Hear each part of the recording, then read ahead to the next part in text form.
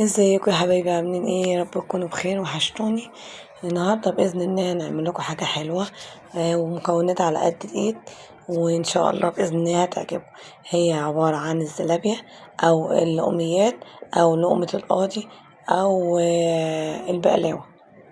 وهي سهله وبسيطه، بس يا رب بس تمشوا على المكونات بتاعتنا ان احنا نقولها، عشان ان شاء الله باذن الله تطلع بالظبط مظبوط.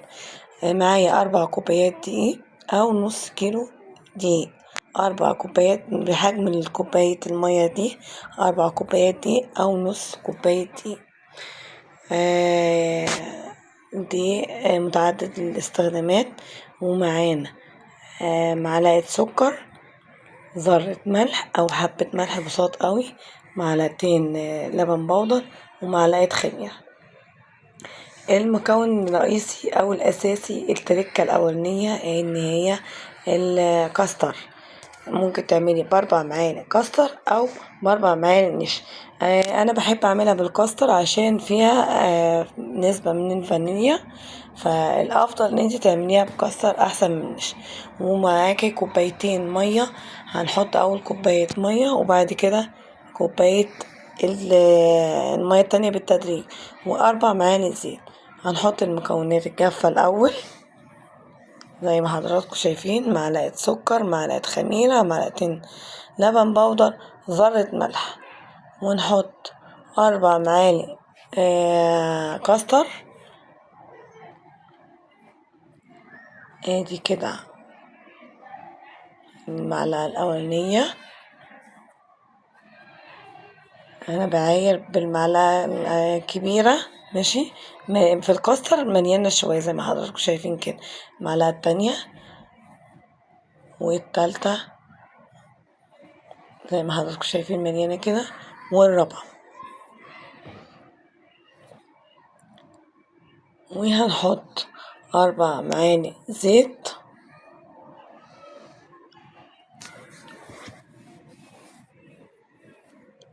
زي ما حضراتكم شايفين كده. نحط 4 معالق زيت بالظبط. يا ريت يا حبايبي تمشوا على الخطوات دي بالظبط، والله هتطلع معاكم ان شاء الله ناجحة وزي بتاعت بره بالظبط.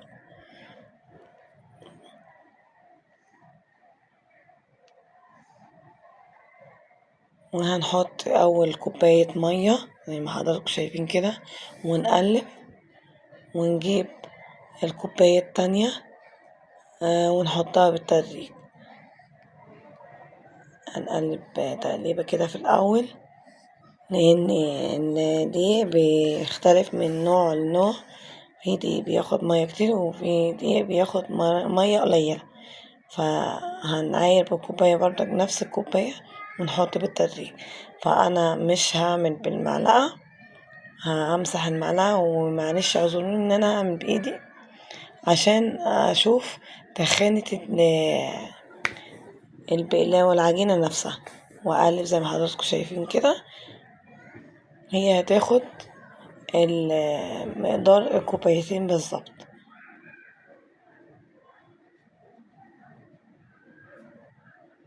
يعني حضراتكم زي ما شايفين كده، ونقعد نلفها وندمجها ببعضها كويس اوي. وبعد ما نقلبها زي ما حضراتكم شايفين يا حبايبي، معلش اعذروني التصوير معايا ابني الصغير فهو اللي كان بيصور. نقعد نقلب فيها حضراتكم كده، وبعد ما نقلبها نغطيها ونحطها في الفرن من زي ما حضراتكم شايفين كده من تلت ساعة لنص ساعة. ده الكلام ده في الصيف. اما في الشتاء بتاخد وقت كبير شوية، عشان الشتاء طبعا ما بيرفعش العجينة بسرعة. وهنغطيها ونحطها في الفرن لغاية لما تختمر.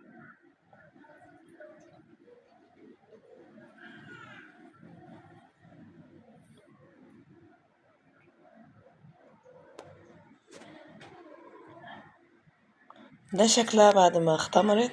هنهبطها بالمعلقة. وطبعا حاطين الزيت يسخن، لا هو سخن اوي ولا بارد اوي. فبرضك اعذروني يا جماعة، التصوير يعني مش جاي بالظبط عشان كان معايا ابني الصغير هو اللي بيعملها يصور. فزي ما حضراتكم شايفين كده انا بمسك بالمعلقة واحط في الطاسة المعلقة اللي انا بعمل بيها، ببلها في الزيت واعمل بيها، وهعمل الكمية كلها احمر نص، يعني احمرها نص تحميرة واركنها على جنب، اخلص كله وارجع تاني بعد ما احمرها. دي التركة التانية، بعد ما احمرها نص تحميرة ارجع تاني احمرها تاني زي ما حضراتكم شايفين كده. ادي ابتدت هي تاخد لون بسيط، احط المعلقة في الزيت تاخد لون بسيط وايه اشيلها، مش تكمل اللون كله.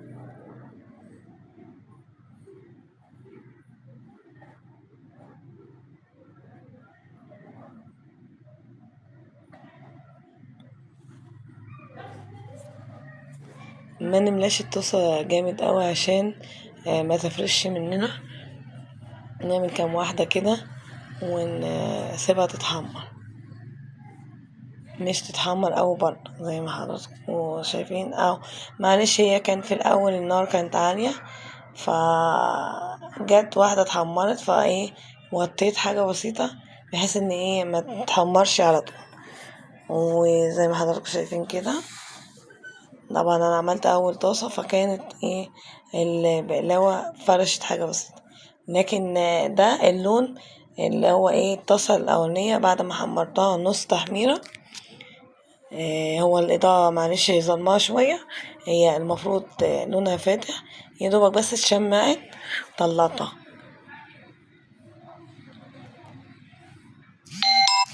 وده بعد ما خلصتها ده الشكل ان هو بتاع الاولاني المرة الاولانية بعد ما حمرتها زي ما حضراتكم شايفين كده.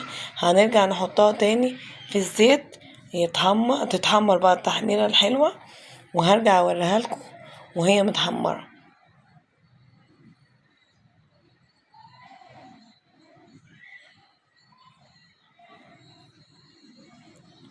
يا ريت يا جماعة ما تنسوش تعملوا لايك واشتراك للقناة عشان يوصلكوا كل جديد. ده بعد ما حمرنا المرة التانية نفس التحميرة كده، هي سخنة مولعة على ايدي بصراحة، فانا سبتها على طول حطيتها في الشربات. انا بحب بالسكر مش بالشربات، ولادي بيحبوها بالشربات. في ليك ان انت تعمليها كده او تعمليها كده. الشربات عبارة عن 3 كوبايات سكر، كوبايتين مية، عصرة ليمونة، عصرة نص ليمونة او نص معلقة ملح ليمون، سيبيهم يغلوا. بعد ما يغلوا ب7 دقايق، يعني تدي بعد ما تقلب كده ب7 دقايق تروحي طافية عليها وتسيبي الشربات يبرد وتحطيها وهي سخنة. ما تحطيش ما تسيبهاش كتير، يا دوبك في الشربات دقيقة واحدة وتطلعيها. تاكلي احلى بقلاوة او زلابية مقرمشة من بره وطرية من جوه. عايزة اقولك طعمها تحفة. انا عيالي بقى يخطفوها خطف كده بعد ما اتحمرت على طول. انا بقى من النوع اللي بحب البقلاوة ام سكر بودرة، بتطحني سكر بودرة وتروحي حاطاه عليها، وده الشكل النهائي. يا رب اكون عند حسن ظن.